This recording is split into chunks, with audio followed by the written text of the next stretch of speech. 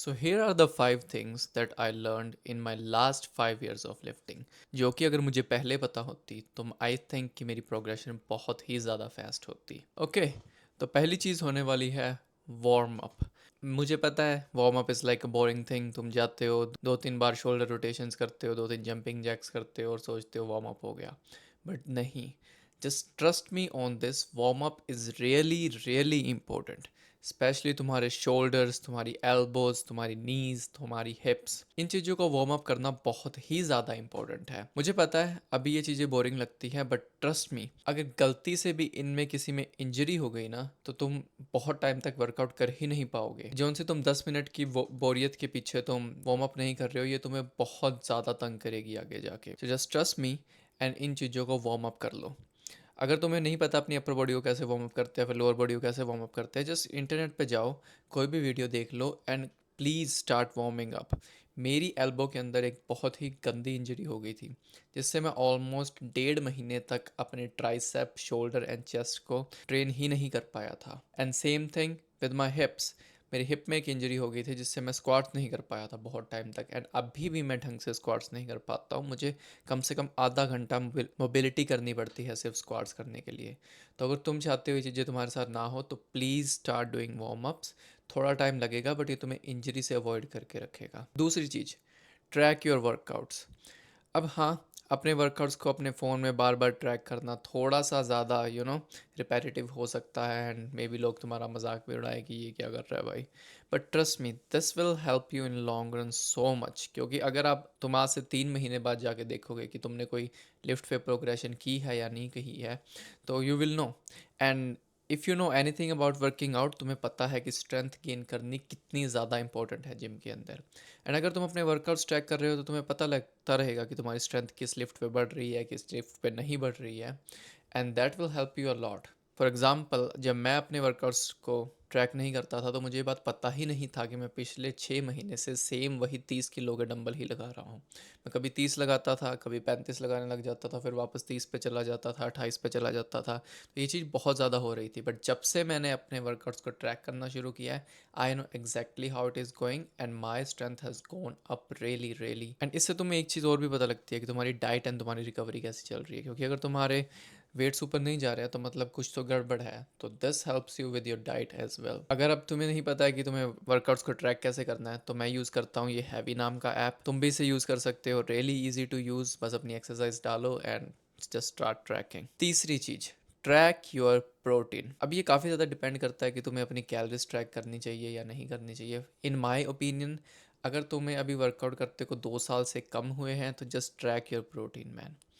बाकी तुम कुछ भी खा लो, आई डोंट रियली केयर, क्योंकि 2 साल के अंदर तुम्हारी कोई बहुत ज़्यादा तगड़ी फिजिक नहीं बन जाएगी। You are just building a baseline, and baseline के लिए तुम्हें सिर्फ इनफ प्रोटीन खाना ज़रूरी है। अगर तुम्हें ये नहीं पता कि तुम्हें कितना प्रोटीन खाना है, तो अपने वेट को इन केजेस में 2.2 से मल्टीप्लाई कर दो, बस उतना प्रोटीन खाओ। कैलोरीज, कार्ब्स, फैट्स के चक्कर में भी मत पड़ो, बस अपने प्रोटीन गोल को पूरा करो। That's all. अगर तुम प्रोटीन गोल पूरा नहीं करोगे, तुम्हारे मसल फाइबर ढंग से रिपेयर नहीं होंगे एंड तुम्हारी जिम में स्ट्रेंथ नहीं बढ़ेगी। Full stop. Please eat your protein. But on the other side, अगर तुम्हें अब जिम जाते को लाइक 2 साल से ज़्यादा हो चुके हैं, and at this point I really think you should track everything. तुम्हें अपनी कैलोरीज एंड तुम्हारे कार्ब्स भी ट्रैक करने चाहिए, क्योंकि एट दिस पॉइंट अब ये तुम्हारी लाइफ का एक काफ़ी बड़ा हिस्सा बन चुका है। तो why not just do it properly, है ना। Why not actually build a good physique. इस पॉइंट पे आके तुमने काफ़ी ज़्यादा मसल मास इकट्ठा कर लिया होगा, जो कि तुम्हारे बिगिनर ईयर्स में सबसे ज़्यादा होता है अगर तुमने पिछले 2 साल में ढंग से प्रोटीन खाया है तो अब तुम एक कट कर सकते हो, एंड कट करने के लिए तुम्हें अपनी कैलोरीज ट्रैक करनी आनी चाहिए। So if you want that six pack ab, you have to cut, and for that you have to start tracking your calories. Okay, अगर तुम्हें कैलोरीज पे एक अलग से वीडियो चाहिए, let me know. Fourth point, अब ये बहुत ही ज़्यादा इंपॉर्टेंट पॉइंट है, क्योंकि इस पॉइंट पे मैंने काफ़ी ज़्यादा टाइम बिताया है, and that is finding the best exercise. And I am gonna be totally honest with you man, there are no best exercises. तुम्हें उनके लिए कोई बेस्ट साइंस बेस्ड एक्सरसाइज नहीं चाहिए। कोई भी एक्सरसाइजेस चुन लो जो तुम्हारे फॉर एग्जाम्पल चेस्ट के सभी हिस्सों को हिट करती हो, and just do that exercise and have fun with that exercise. अगर तुम्हें किसी एक्सरसाइज को करने में मज़ा आ रहा है तो तुम उसे काफ़ी टाइम तक कर पाओगे और उस पर अच्छे से प्रोग्रेस कर पाओगे।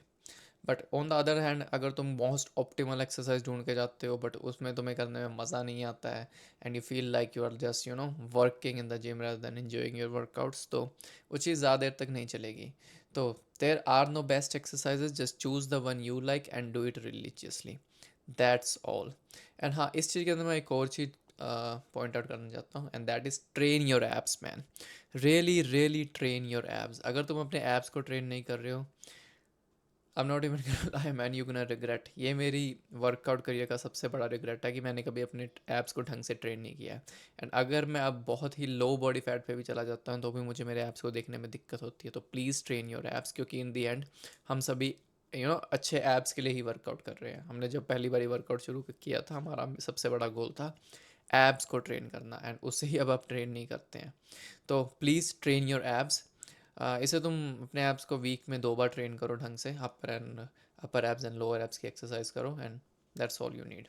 Fifth point, please ego lifting मत करो भाई। किसी और को इम्प्रेस करने के लिए अपनी बॉडी से खिलवाड़ मत करो।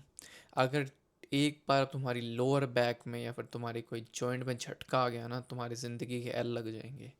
तो please don't do ego lifting. अगर तुम्हें सच में मसल बिल्ड करना है तो फॉर्म सबसे ज़्यादा इंपॉर्टेंट है। एंड अगर तुम ईगो लिफ्ट करोगे तो फॉर्म की तो वैसे तुम्हारी माँ बहन हो जाएगी। तो प्लीज़ ईगो लिफ्टिंग मत करो, एक ढंग की फॉर्म से वर्कआउट करो। अगर फॉर एग्जांपल तुम चेस्ट की एक्सरसाइज लगा रहे हो, उस पर तुम ईगो लिफ्टिंग कर रहे हो, अब अगर सारा का सारा एक्सरसाइज जा ही तुम्हारी शोल्डर पे रही है तो तुम्हारी चेस्ट कैसे बढ़ेगी? जितना मर्जी वेट मार लो। तो ढंग से एक अच्छी फॉर्म से लिफ्ट करो। ईगो लिफ्टिंग करने की सोचना भी मत दूसरों को इम्प्रेस करने के लिए। Six point, it takes time. अगर तुम जिम में नए हो या फिर तुम्हें अभी 2-3 साल भी हुए हैं एंड तुम्हें अपनी तुमने अभी ड्रीम फिजिक नहीं बनाई है, तो I am just can be totally honest with you man, 2 साल में कोई ड्रीम फिजिक नहीं बनती है। It takes at least 4 to 5 years to make a good physique. हाँ, इंस्टाग्राम पे लोग कहते हैं कि भाई मैंने 1 महीने में बना ली, यूट्यूब पे कहते हैं मैंने 1 महीने में बना ली, and you need to understand they are lying to you just to get views. अगर वो अपने वीडियो की शुरुआत में कहेंगे कि मुझे 10 साल लगे फिजिक बनाने में, तो इतने व्यूज़ नहीं आएंगे जितने आएंगे अगर वो कहेंगे कि मुझे 1 साल लगा। तो please don't fall for that. It takes time. तुम पीछे नहीं हो किसी से भी, but it just takes that much time. मुझे ऑलमोस्ट 4 साल लग गए एक ढंग की फिजिक अचीव करने में, एंड तुम्हें भी उतना ही लगेगा। You just trust me when you don't have the best genetics in the world. And तुम जितनी मर्जी बेस्ट एक्सरसाइज है, बेस्ट डाइट ढूंढ लो, it will take time. With If you do everything right, it will still take time. So that's all for this video. अगर तुम्हें कुछ जानना है, you can just write in the comments and I'll try to answer you that. अगर तुम्हें कुछ भी समझ नहीं आया वीडियो में तो कमेंट कर देना, मैं तुम्हें जवाब दे दूँगा। Bye, see you.